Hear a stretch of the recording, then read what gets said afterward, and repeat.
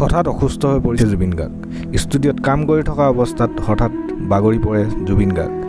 বৰ্তমান তেওঁক Guwahati name care হস্পিটেলত ভৰ্তি কৰোৱা হৈছে।